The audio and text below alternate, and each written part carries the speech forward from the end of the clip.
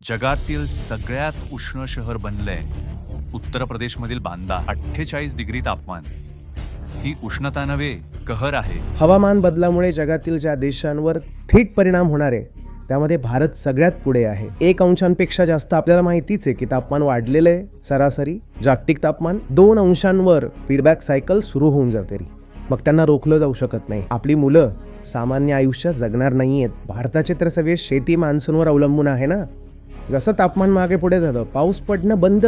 पण आपण बोलतो की आपल्याला इतक्या ट्रिलियनची अर्थव्यवस्था बनायचं आहे. आपल्याला कित्येक बिलियन अर्थव्यवस्थेचं दरवर्षी नुकसान व्हायला सुरुवात झाली आहे आत्ताच ऑलरेडी. आपण त्याबद्दल बोलत नाही का? कारण ते सगळं काही हळूहळू होतंय. बेडूक हळूहळू उकळतोय, तापमान हळूहळू वाढतंय.